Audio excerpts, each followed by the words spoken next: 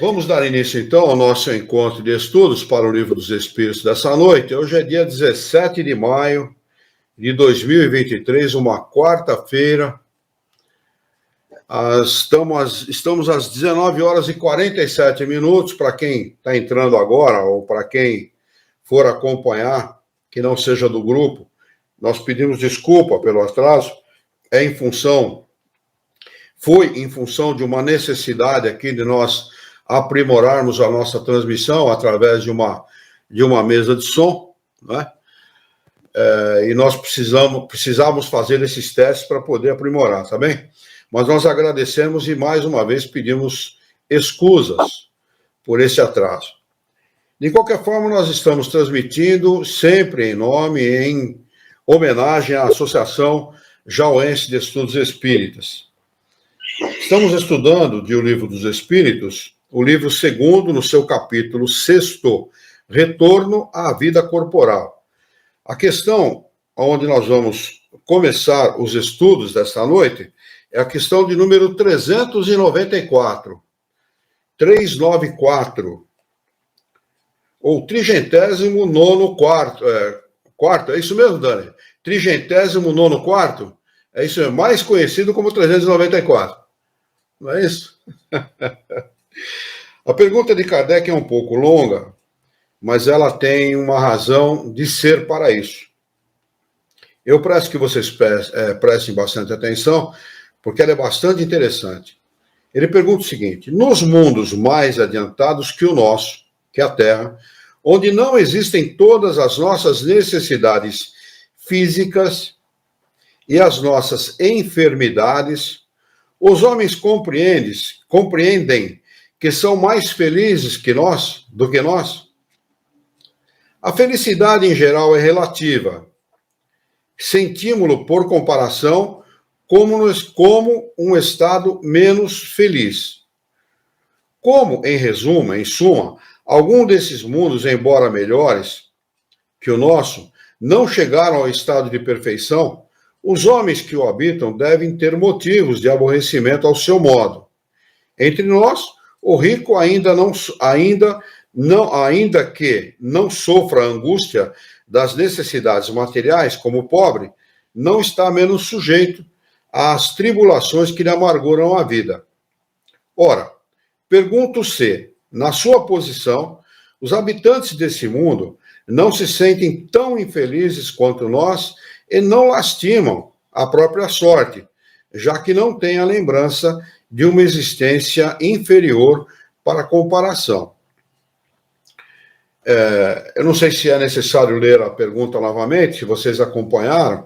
É uma pergunta bastante extensa e ela tem um propósito muito interessante, que é de fazer a comparação, né, dos sofrimentos dos homens da Terra com um possível sofrimento dos homens que vivem em mundos superiores ao nosso, no mundo de regeneração ou nos mundos felizes.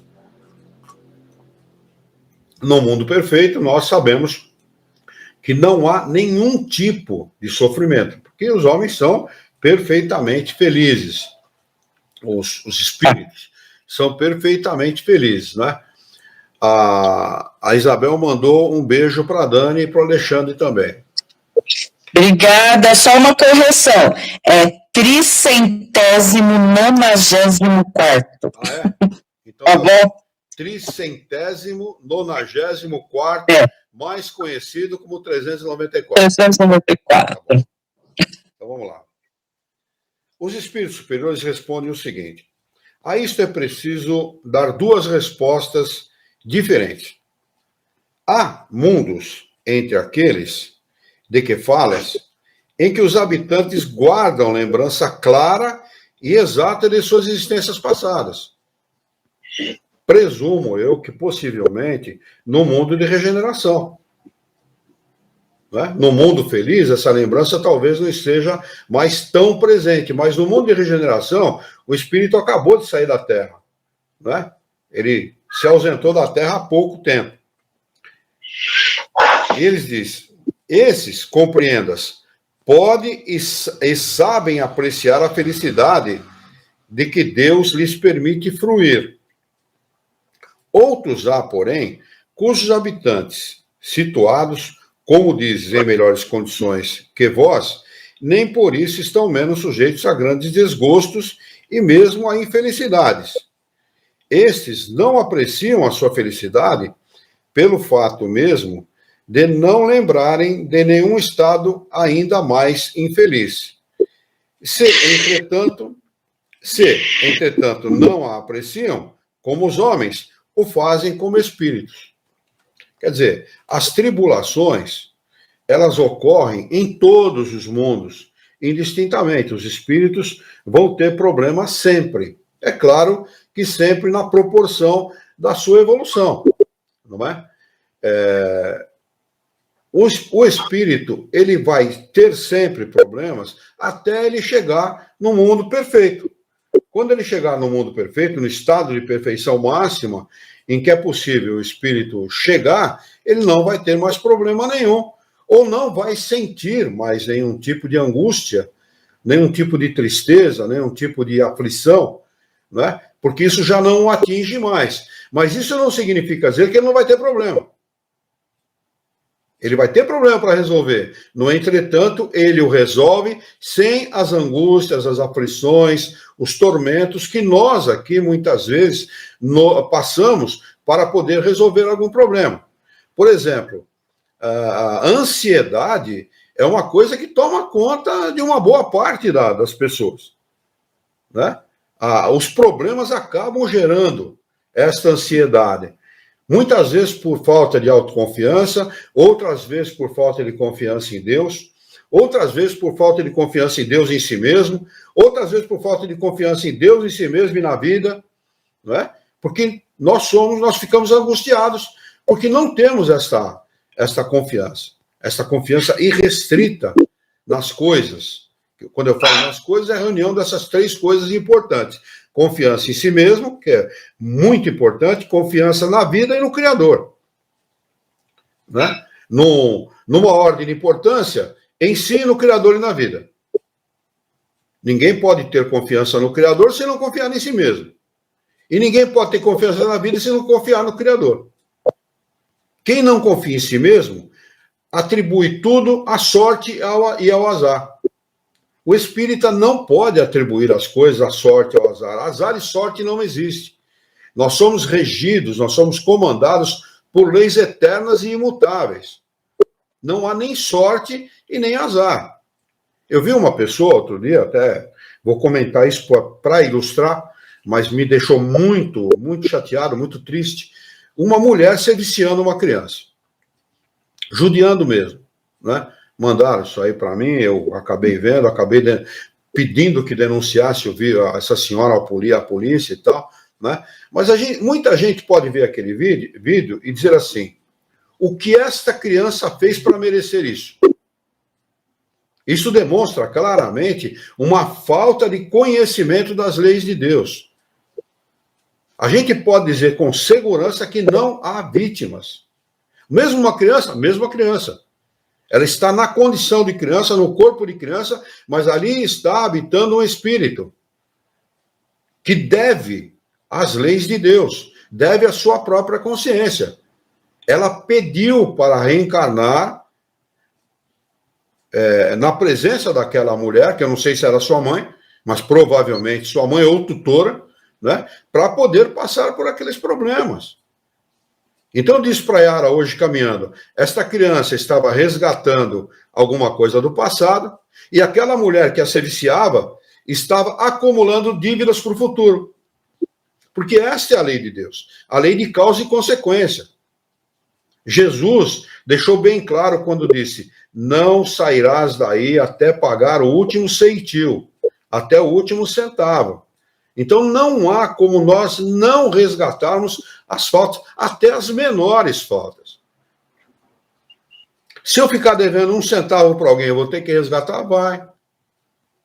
Se alguém ficar devendo algum centavo para mim, ele vai ter que resgatar? Vai.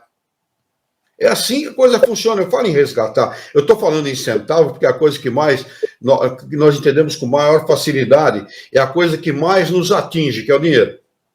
Jânio Quadros falava isso. Multe o infrator porque é onde a maior sensibilidade do ser humano está, que é no bolso de cada um. E é verdade mesmo. Então, por isso que eu estou citando o dinheiro, né? Mas qualquer coisa que nós fizemos, um ataque ao próximo, uma rispidez que nós cometemos contra qualquer coisa que nós fizemos, nós vamos ter que resgatar. Enquanto nós não resgatarmos tudo isso que nós temos de compromisso com a própria consciência e com a lei de causa e consequência, nós não teremos o direito de deixar esse mundo para um mundo de regeneração, que é o próximo passo para onde vai passar o nosso mundo. Nosso mundo vai deixar de ser um mundo de expiação e prova e vai se tornar um mundo de regeneração. É um mundo onde os espíritos já não têm, assim, tantas atribulações como nós temos no nosso. É um mundo já melhor, um mundo onde o espírito descansa, vamos dizer assim, das atribulações, das aflições da vida no mundo como o mundo de expiação e provas, onde está no Evangelho segundo o Espiritismo, isso que eu vou afirmar, não é da minha cabeça, os Espíritos dizem lá no Evangelho segundo o Espiritismo, que no nosso mundo o mal vence o bem. Não sou eu que estou falando, não. São os Espíritos superiores que afirmam isso. No nosso mundo, os Espíritos são tão cruéis, e a gente está vendo isso, né, assim, largamente no mundo inteiro, né, onde o mal vence o bem. Então, nós temos que fazer o máximo possível para não ficarmos devedores da lei de causa e consequência. Porque são essas leis de Deus, imutáveis e perfeitas, que regem a nossa vida. O mal não rege a nossa vida. O que rege a nossa vida é o bem. A sorte e o azar é coisa da nossa cabeça, não existe. Assim como o mal. Não existe. O que existe é sempre o bem. E essas leis que regem a nossa existência aqui na Terra e a nossa vida como espírito. Não é? Então é disso que ele está falando. Os espíritos sempre terão problemas, sempre, a serem resolvidos. Tanto que à medida em que nós vamos desenvolvendo a nossa inteligência, nós vamos ganhando capacidade, aqui na Terra mesmo estou falando, para resolver problemas maiores. Por que se dá um cargo de mais importância àqueles que têm mais conhecimento, àqueles que têm uma formação acadêmica, àqueles que podem raciocinar, refletir e chegar a melhores resultados? Por essa razão, porque tem uma inteligência mais desenvolvida, não é? Assim é também no mundo dos espíritos. Quanto mais desenvolvido é o espírito, quanto mais elevado ele é, mais ele vai ter capacidade de resolver os grandes problemas. Assim são os espíritos perfeitos, aqueles que estão no topo da pirâmide, vamos dizer assim. Nós estamos lá na base ainda, eles já estão no topo, né? Kardec acrescenta a seguinte explicação: não há, no esquecimento dessas existências passadas, sobretudo quando foram penosas, alguma coisa de providencial onde se revela a sabedoria divina? É nos mundos superiores, quando a lembrança das existências infelizes não passa de um sonho mau. Olha o que é uma existência num planeta de expiação e provas para os espíritos felizes. Apenas como se fosse um sonho mau, comparável aos nossos pesadelos aqui na Terra, vamos dizer assim. Que elas se apresentam à memória. Nos mundos inferiores, as infelicidades presentes não seriam agravadas pela recordação de tudo aquilo que fizeram, de tudo aquilo que tivessem suportado? Concluamos, portanto, que tudo quanto Deus fez é bem feito e que não nos cabe criticar as suas obras e dizer como ele deveria ter regulado o universo. A lembrança das nossas individualidades anteriores teria gravíssimos inconvenientes. Poderia, em certos casos, humilhar-nos extraordinariamente. Em outros, exaltar o nosso orgulho e, por isso mesmo, entravar o livre-arbítrio.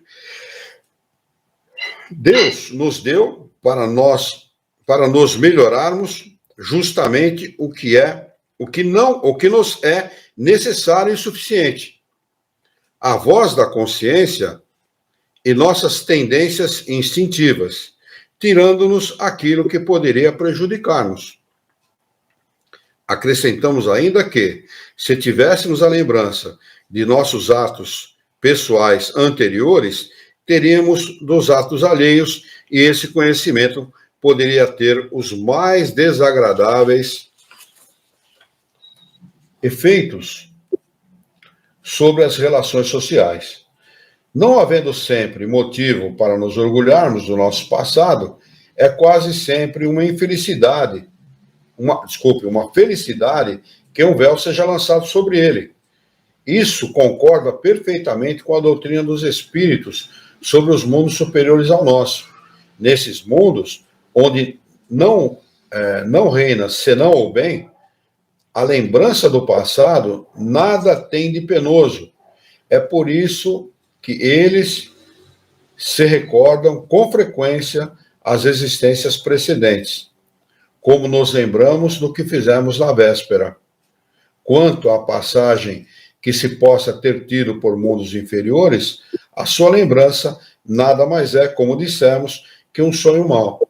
Quer dizer, para um espírito num mundo que vive num mundo superior, vamos dizer assim, lembrar das existências passadas não traz nada de penoso.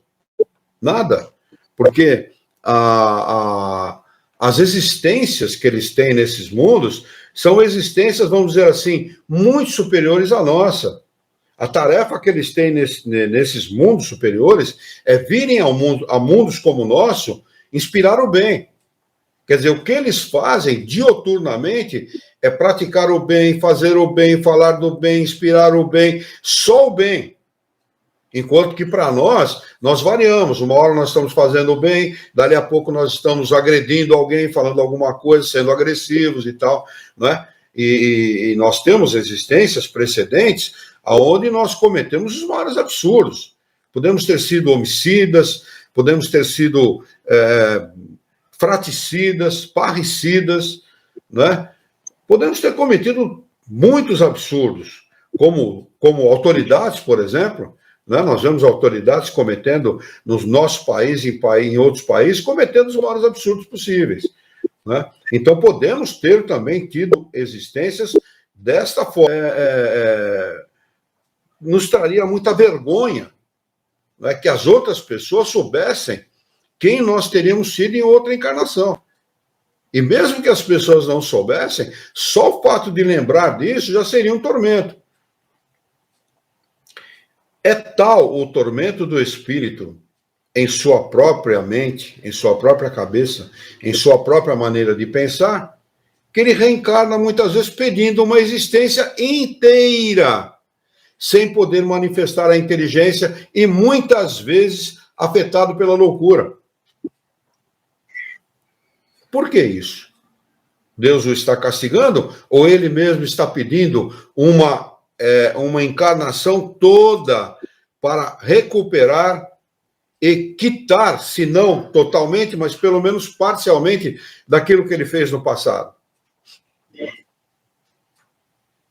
Aí está, né? Como ele diz aqui, aí está a misericórdia, a bondade e a justiça do Criador. Não tem nada de injusto e nem que contradiga a misericórdia e a bondade de Deus. É tudo perfeitamente sábio, né? Deus não faz nada que seja inútil e que não seja sábio, né? Ainda bem que nós não nos lembramos do passado. Poderíamos ter sido entre nós, que aqui estamos estudando, poderíamos ter sido inimigos do passado. Por que não?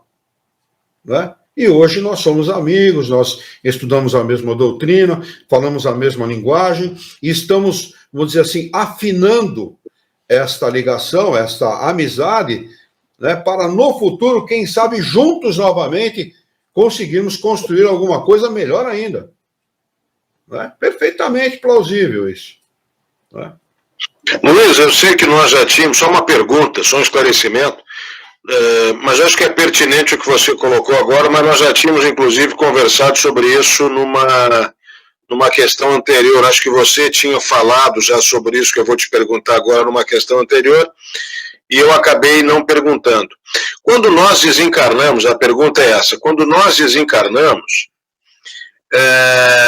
é descortinado, né, esse véu todo das nossas vidas passadas, de quem nós fomos, o que fizemos e como nos relacionamos, inclusive, com os nossos, hoje, parentes e entes queridos, certo? A partir desse momento, em estado de erraticidade, essa é a pergunta, se fizemos coisas erradas no passado, nós vamos ficar aí à mercê dessa situação perante a todos, né? Quer dizer, se erramos, vai ficar evidenciado onde erramos, como erramos e com quem erramos, certo? Isso precisa ser assim, porque o espírito ele precisa lembrar-se de tudo para julgar judiciosamente aquilo que lhe é necessário para uma nova encarnação. Certo. Como os espíritos se reúnem, atraídos uns pelos outros, pelas tendências que têm, não vai ser nenhum motivo de vergonha. Porque se nós estamos unidos por tendências, pela maneira de pensar e de ser, aqueles que estão unidos conosco são mais ou menos do mesmo nível. Guardada poucas diferenças, vamos dizer assim.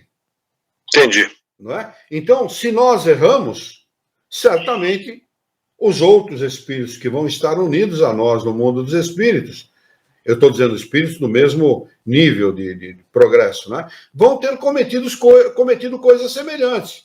Isto é até útil, vamos dizer assim, para que um possa contar para o outro a sua experiência, né? E dizer assim, olha, eu, em um determinado momento da minha última existência, eu resolvi esse problema de tal ou qual maneira. Tentando passar para o outro a sua experiência para ajudar o outro a vencer também, quem sabe numa futura encarnação, aquilo que precisa ser vencido. Porque não há vergonha no erro. O que há vergonha é reincidir no erro.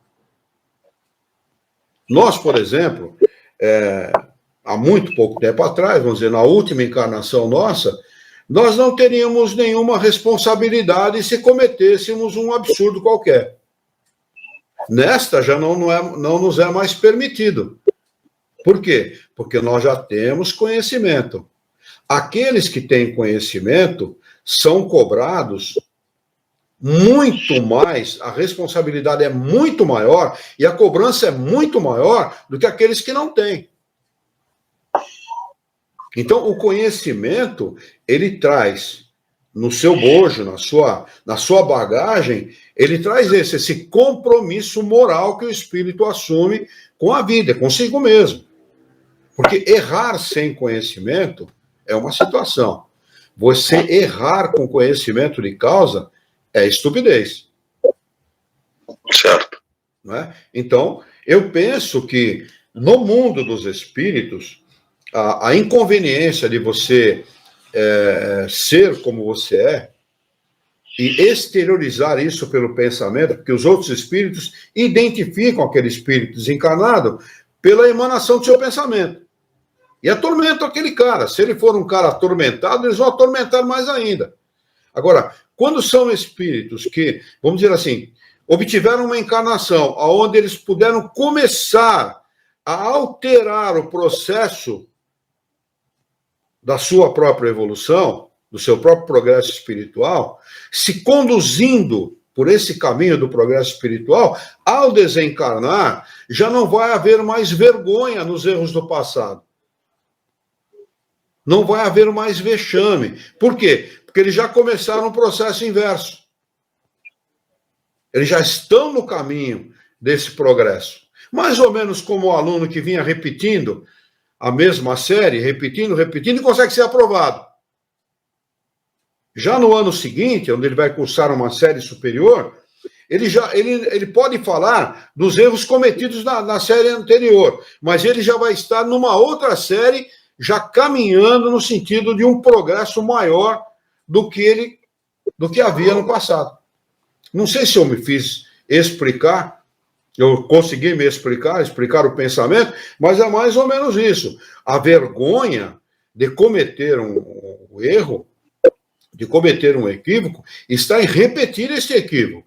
Repetir e desencarnar sem vencer as suas más tendências na sua última encarnação.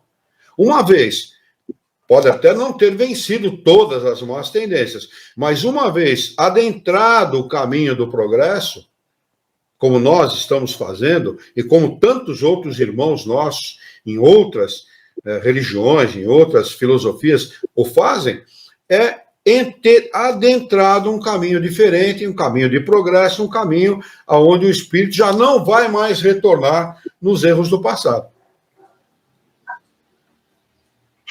Não sei se eu me fiz entender, mas... Claro.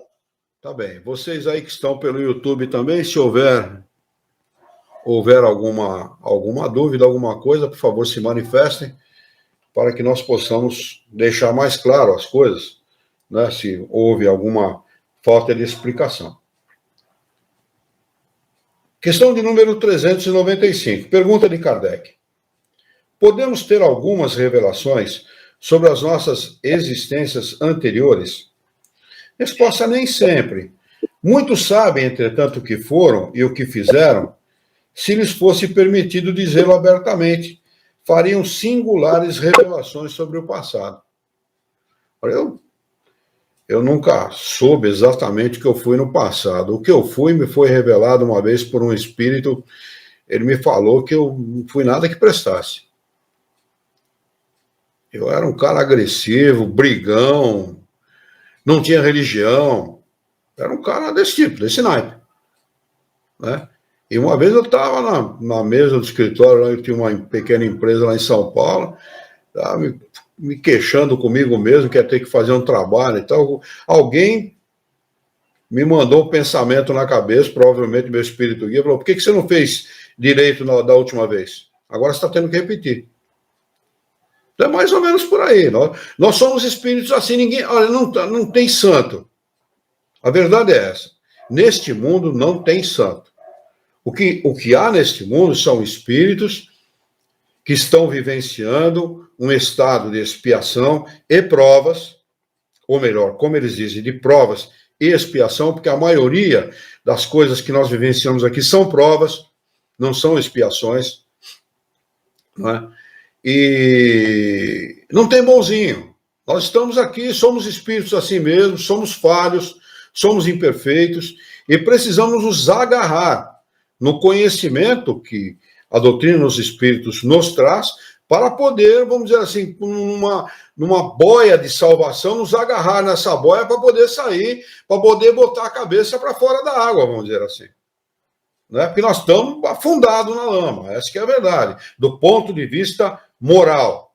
Porque do ponto de vista da inteligência, não nos falta inteligência. Inteligência nós temos sobrando para entender, para compreender, para ser alertado pela própria consciência de que nós estamos errando. Não nos falta isso, mas nos falta o grau de moralidade necessário para sermos menos agressivos, né? Vamos dizer assim, mais condizentes com o equilíbrio, com o desejar o bem do próximo, com fazer o bem ao próximo. Eu estou falando aqui de um modo geral, é claro, não estou falando de ninguém em particular, nem de mim mesmo, né? Mas essa é a realidade. Nós precisaríamos, vamos dizer assim, nos agarrar com mais convicção, né, aquilo que nós aprendemos para poder praticar, além de caridade, como a entende Jesus de Nazaré, porque Jesus entende a caridade de uma maneira completamente diferente daquela que a maioria dos homens entende. A maioria dos homens acha que dando R$1 para alguém, ou R$5 para alguém, ou R$10, ou R$100 na igreja, sei lá, ele está salvo. E não tem nada a ver com salvação isso. Cestinha básica, sopinha debaixo da ponte, ou para o mendigo, lá, isso é obrigação social, não tem nada a ver com caridade. Nada, absolutamente nada a ver com caridade. Caridade para Jesus era benevolência com todos, indulgência para as faltas alheias e o perdão das ofensas. É fácil ser benevolente? Absolutamente, é claro que não é fácil. É fácil você ser indulgente para com as faltas alheias? Você vê uma mulher se viciando uma criança, deu vontade, se eu pudesse entrar no vídeo, eu pegava ela e esganava ela, pô. A mulher torturando a criança, pô. Uma criança de uns 4, 5 anos de idade, metendo um salto Luiz XV nas costas da criança e puxando a criança pelo cabelo. Quer dizer, e Jesus recomenda indulgência para com essas faltas. Por que ele recomenda indulgência com uma pessoa cruel como essa? Porque a lei de causa e consequência vai se encarregar de fazer justiça. Nós não precisamos entrar no vídeo e pegar a mulher pela garganta para que haja justiça. Não é? É que ela precisava ser contida de alguma maneira para não fazer aquilo com a criança. Basta. Mas é difícil controlar, né? É difícil. Mas para Jesus, indulgência para com as faltas alheias é caridade. E o perdão das ofensas. Isso é caridade para Jesus. Não é aquilo que a gente imagina. Todo o resto é obrigação social. Né? Nós podemos fazer isso, por exemplo, perfeitamente dentro do lar. Sendo benevolentes com os nossos parentes, com os nossos amigos, com os nossos conhecidos, sendo indulgentes para com os nossos parentes, amigos, conhecidos, né? Perdoando as ofensas para com os nossos parentes, nossos amigos. Né? Nós podemos fazer isso perfeitamente, mas muitas vezes nós não fazemos. Muito bem, vamos lá. Questão de número 396. Pergunta de Kardec aos espíritos superiores. Algumas pessoas creem ter a vaga lembrança de um passado desconhecido, vislumbrando como uma imagem fugitiva de um sonho, que em vão se procura reter. Essa ideia não seria uma ilusão? Resposta: algumas vezes é real, mas quase sempre é também uma ilusão, contra a qual se deve precaver, pois pode ser o efeito de uma imaginação superexcitada. Agora, Kardec fez essa pergunta para esclarecimento de todos nós, é claro, o objetivo dele era o esclarecimento mesmo, mas eu não vejo nenhum interesse em saber o que a gente foi no passado. Porque só pelo fato de estar encarnado no mundo de expiação e provas, é porque a gente não foi boa, como diz o italiano, não foi boa bisca. Se fosse, não estaria encarnado aqui, pô. Como dizia lá na 3 de outubro, Sociedade de Estudos Espíritas 3 de outubro, a minha querida Sociedade de Estudos Espíritas 3 de outubro, a quem eu mando um forte e fraternal abraço a todos que eventualmente possam vir a visualizar esse vídeo. Lá se dizia o seguinte: comeu arroz e feijão é porque deve. Então, se nós somos devedores da lei de Deus e da própria consciência, que interesse há em saber o que nós somos no passado? Nós não podemos desfazer o que nós fizemos no passado, mas nós podemos reescrever a nossa história daqui para frente, de uma maneira completamente diferente daquilo que foi no passado. O que interessa é saber se nós erramos, todo mundo erra. O que interessa é não errar mais, é mudar a nossa maneira de ver, de encarar e de fazer a vida, de promover a vida. Isso é o que nos interessa, realmente. Né? Saber o que foi no passado. Não, eu fui um poeta, um cantor, grande porcaria. Eu fui uma autoridade, eu fui governador de estado, eu fui presidente da República, grande porcaria. Se tu está encarnado, é porque você foi um mau governador, um mau presidente, um mau cantor, um mau poeta. Não foi coisa que prestasse, porque se fosse, não estaria encarnado. E se tivesse encarnado, seria um espírito missionário. E não um espírito comum, como sou eu, por exemplo. Tenho nada de especial. Estudo a doutrina espírita porque preciso muito desses conhecimentos. Preciso muito mudar a minha maneira de ser, luto constantemente contra as minhas más tendências, né? E nós somos espíritos comuns, espíritos imperfeitos, essa é a realidade. Né? Questão de número 397. Nas existências corpóreas de natureza mais elevada que a nossa, a lembrança das existências anteriores é mais precisa. Eles se lembram com mais precisão do que eles fizeram numa encarnação precedente? Essa é a pergunta de Kardec. Num mundo mais elevado, num mundo feliz, né? Vamos dizer assim. Resposta: sim, à medida que o corpo é menos material. Como é que nós podemos lembrar de alguma coisa espiritual num corpo grosseiro como nós temos? Não tem como. Já não é o caso de espíritos felizes. O corpo deles, por exemplo, já não sofre mais doença. Eles não estão sujeitos à doença.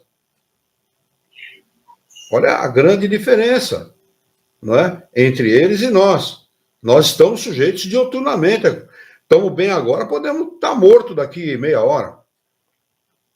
Essa é a nossa realidade. É tão frágil a nossa saúde que só esse fato já poderia ser suficientemente indicador para o homem, de que a sua natureza ela é espiritual e não material. Os seus interesses estão nesta natureza espiritual e não na natureza material. Porque por mais que ele tenha aqui, por mais que ele detenha ouro e poder temporal, ele pode perder tudo de um momento para o outro. Daqui para lá.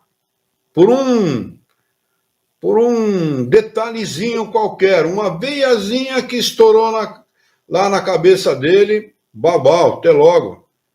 Já foi.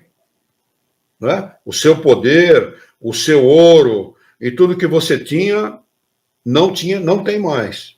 Né? Então, isso demonstra claramente que os nossos interesses verdadeiros estão na vida espiritual e não na vida material. Essa é a realidade. Né? Porque o homem é de uma natureza, o corpo humano, esse corpo material, é de uma natureza muito frágil.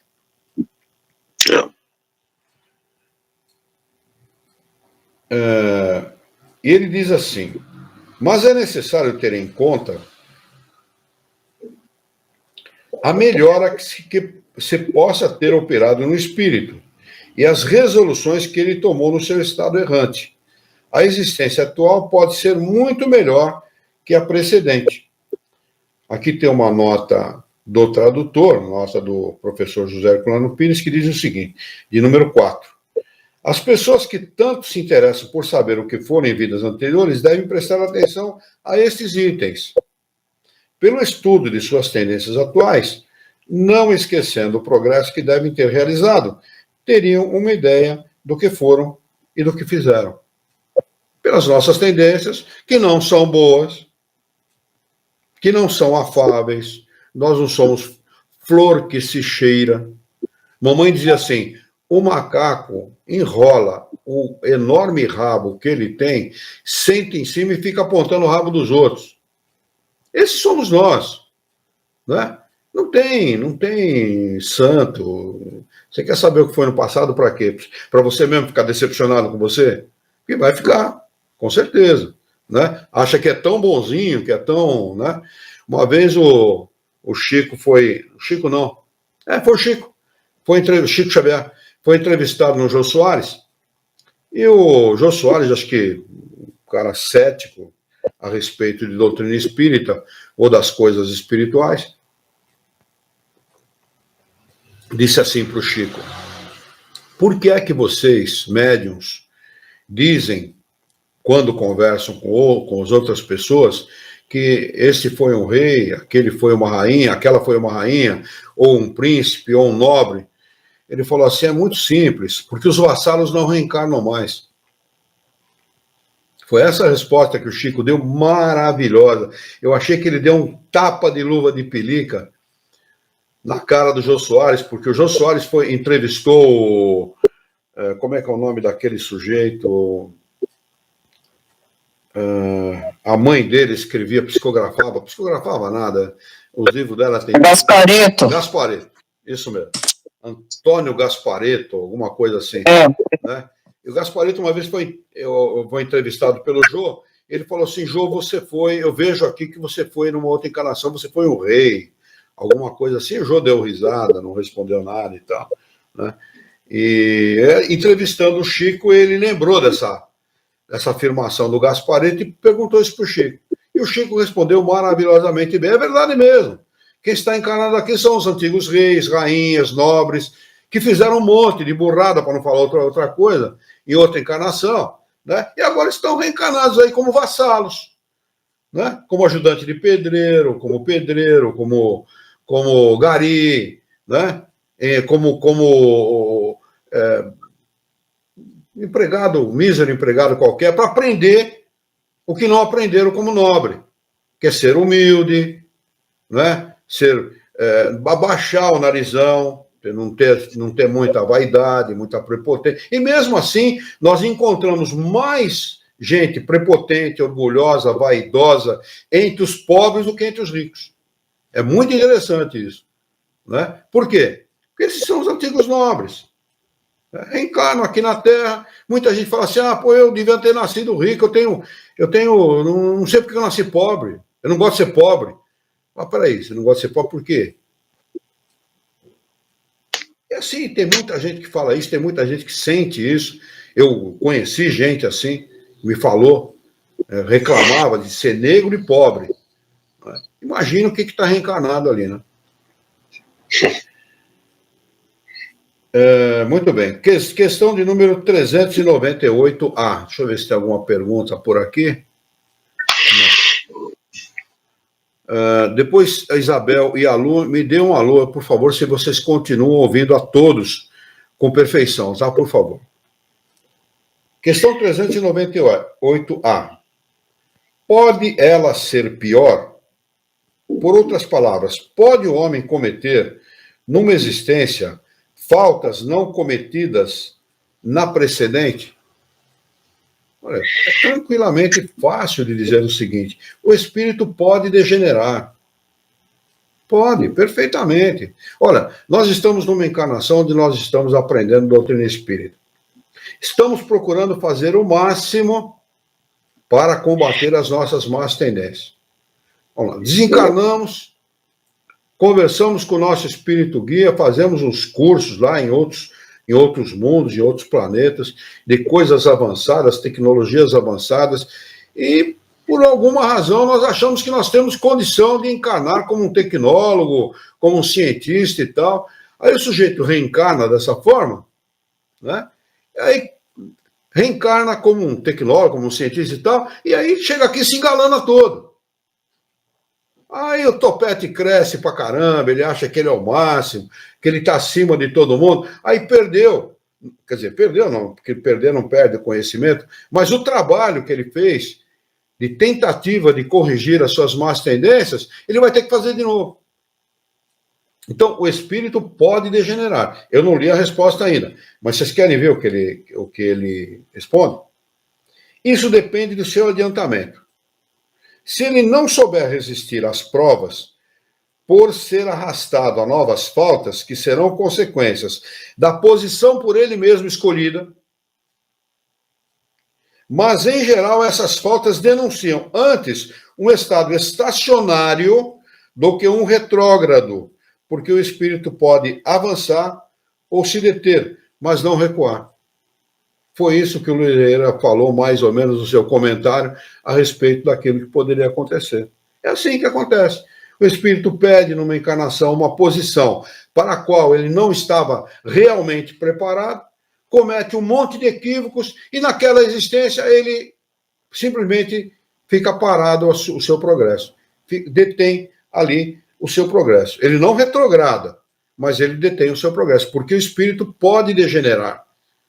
Ele pode não atrasar, mas ele pode também não avançar, né? Porque comete os equívocos que a maioria dos espíritos imperfeitos cometem, que é o egoísmo, a vaidade, a prepotência, o orgulho,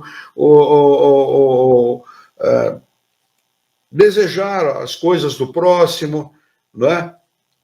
E todas as imperfeições que nós conhecemos aqui no nosso mundo. Questão de número 399. O pessoal não me respondeu a respeito do som ainda. Lu e Isabel, por favor, se estiverem ouvindo perfeitamente aquilo que nós estamos comentando aqui, por favor, me deem um alô. Questão de número 399. Sendo as vicissitudes da vida corpórea, ao mesmo tempo, uma expiação das faltas passadas, as vicissitudes da vida corpórea, é tudo aquilo que nos faz sofrer.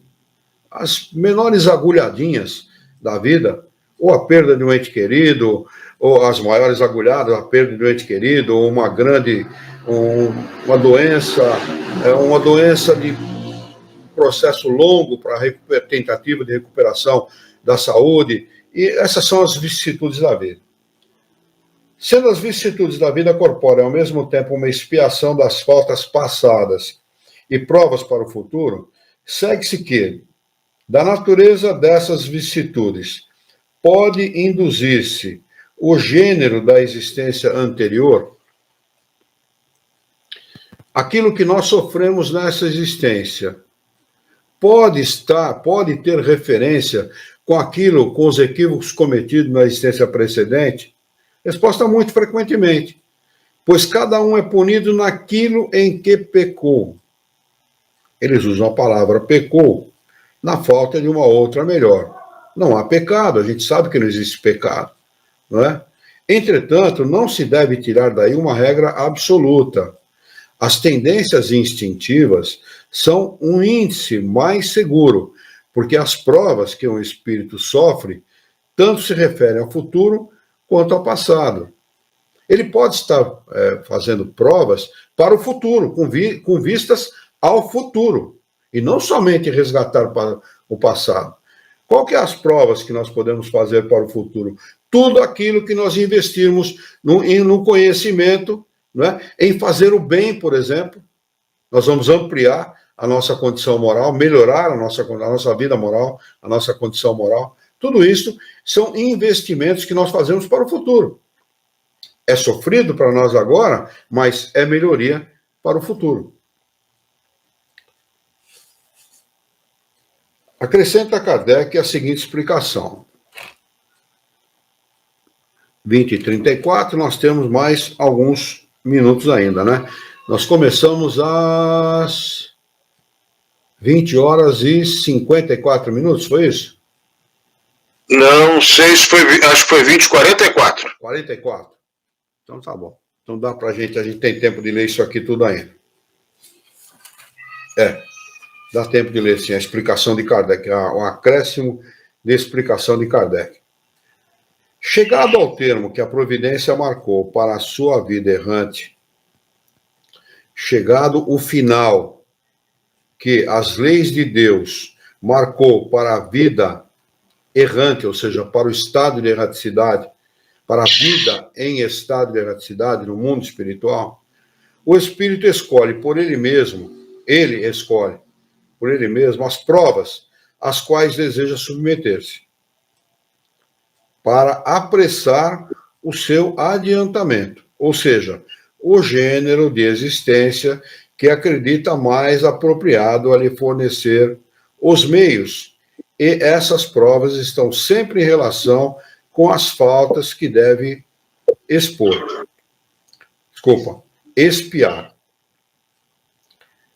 Se nelas triunfa,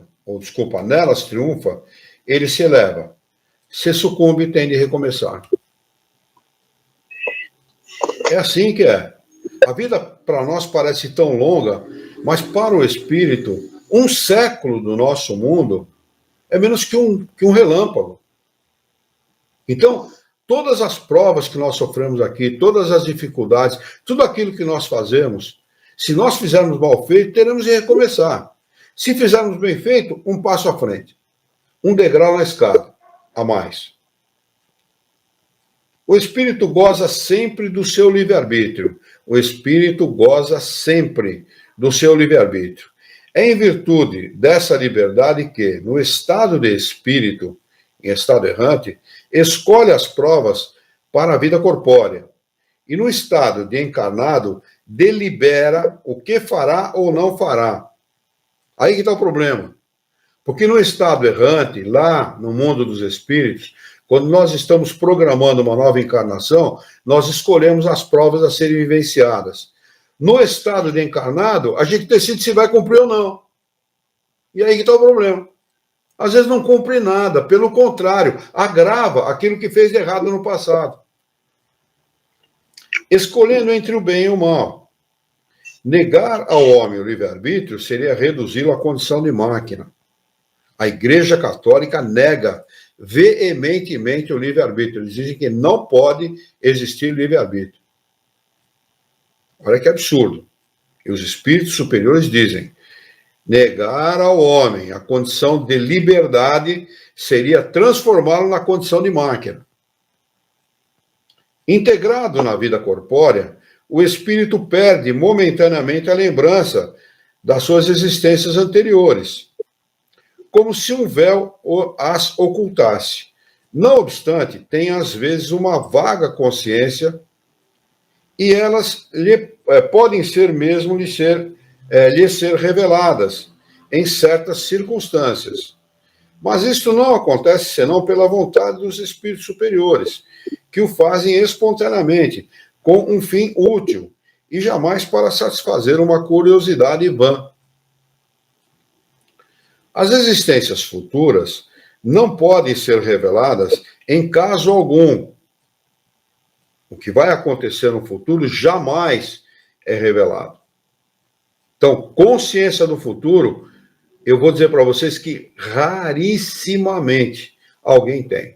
Rarissimamente. Aquele que fala que eu sei o que vai acontecer e tal, isso é besteira, é balela. Eu vou ler novamente. Como se um véu as ocultasse. Não obstante, tem às vezes uma vaga consciência e elas podem mesmo lhe ser reveladas em certas circunstâncias. Mas isso não acontece senão pela vontade dos espíritos superiores, que o fazem espontaneamente com um fim útil e jamais para satisfazer uma curiosidade vã. As existências futuras não podem ser reveladas em caso algum, por dependerem da maneira por que se cumpre a existência presente e da escolha ulterior do espírito, ou seja, daquilo que ele vem a escolher, ou que ele vai escolher no futuro. O esquecimento das faltas cometidas não é obstáculo à melhoria do espírito, porque se ele não tem uma lembrança precisa, o conhecimento que delas teve no estado errante e o desejo que concebeu de as reparar, guiam-no pela intuição e lhe dão o pensamento de resistir ao mal.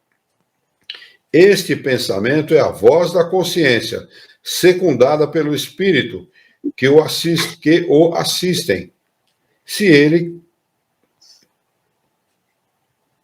atende às boas inspirações que este lhe sugerem. Se o homem não conhece os próprios atos que cometeu em suas existências anteriores, pode sempre saber qual o gênero de faltas de que se tornou culpado e qual era o seu caráter dominante. Basta que se estude a si mesmo e poderá julgar o que se foi, não pelo que é, mas pelas suas tendências. As vicissitudes da vida corpórea são, ao mesmo tempo, uma expiação das faltas passadas e provas para o futuro. Elas nos depuram e nos elevam, se as sofremos com resignação e sem reclamações. Se o cara fica sofrendo e fica imprecando contra Deus, ele não vai resolver de absolutamente nada para ele esse sofrimento. Aliás, é sofrimento perdido, porque vai ter que sofrer outra vez. A natureza das vicissitudes e das provas que sofremos pode também esclarecer-nos sobre o que fomos e o que fizemos. Como neste mundo, julgamos os atos de um criminoso pelo castigo que a lei lhe inflige. Assim, este será castigado no seu orgulho pela humilhação de uma existência subalterna. O mal rico e o avarento pela miséria. Aquele que foi duro para os outros, pelos tratamentos duros que sofrerá. O tirano pela escravidão, o mau filho pela ingratidão dos seus filhos, o preguiçoso por um trabalho forçado e etc. Quer dizer, a gente pode dizer também uma coisa importante, porque as pessoas podem dizer, então quer dizer que se eu matei alguém, eu vou ter que ser assassinado também? Não, não é assim que funciona, não. Jesus dizia o seguinte, o amor cobre uma multidão de pecados. Isso é verdade. Porque se nós agimos corretamente, se nós procuramos lutar verdadeiramente contra as nossas más tendências, contra os erros que nós tendemos a cometer e procuramos nos conter para não cometer, nós estamos, desta forma, trabalhando em benefício próprio. E ganhando, desta forma, condições de receber de Deus, através dos bons espíritos, os benefícios do nosso trabalho. Nós somos, por assim dizer, aquinhoados pelas leis de Deus, com benefícios que nós não teríamos se nós agíssemos de forma contrária a isto. Então, a gente pode dizer que vale a pena ser bom. Vale a pena praticar o bem. Porque, diferentemente daquilo que o dinheiro pode comprar, ser beneficiado pelas leis de Deus, dinheiro nenhum pode comprar. E sendo bom, trabalhando pelo bem, fazendo bem, promovendo o bem, agindo corretamente, sendo honesto, não é? Conosco e verdadeiro com as pessoas, nós ganharemos a condição de ser, eu não digo privilegiados, porque não existe privilégio para ninguém, mas beneficiados pelas leis de Deus que são justas. Como disse Jesus, repito mais uma vez, o amor cobre a multidão de pecados. Vamos anotar a próxima questão, que é o início de um novo capítulo, do capítulo 8º, Emancipação da Alma, para nós retomarmos na próxima quarta-feira. Estamos em cima da hora, 20h44. Alguma pergunta, Alexandre, Dani, Luciana? Para mim, tudo claro, Luiz. Tranquilo. Muito bom. Lu, Isabel, alguma pergunta? Tem alguma dúvida, alguma coisa? Tudo ok, Lu? Está ouvindo? Lu, responde para mim. Você está ouvindo perfeitamente aí a Dani, o Alexandre e a mim? Por favor, responda para mim. Eu pedi para vocês responderem aí. Ok, está ouvindo. Beleza, então está confirmado. O problema do som parece que está resolvido. Muito bem. Vamos fazer a nossa prece de encerramento? Vamos elevar o nosso pensamento, mentalizar fervorosamente a figura do nosso mestre Jesus, modelo e guia da humanidade, e juntos com Jesus vamos nos dirigir ao Criador, ao Senhor da vida, fonte inesgotável de paz, de amor, de bondade, de misericórdia e justiça, para agradecê-lo muito pela oportunidade de aqui estarmos reunidos em seu nome para estudarmos as questões propostas pelo Livro dos Espíritos dessa noite. Queira a vossa bondade, o vosso amor, a vossa misericórdia, que tenhamos bom ânimo, coragem, determinação, ideias renovadas, alegria de viver e muito entusiasmo, para que nós possamos trabalhar, sermos úteis à sociedade em que vivemos e, desta forma, dignificar a vida. Auxilia-nos ainda, Senhor, dá-nos a força necessária para que nós possamos orientar a própria existência por um profundo e sincero respeito pelo nosso próximo. Em teu nome, em nome de Jesus, em nome dos bons espíritos, em nome do nosso diretor espiritual e de sua equipe, nós declaramos encerrado o nosso encontro de estudos essa noite. E que assim seja.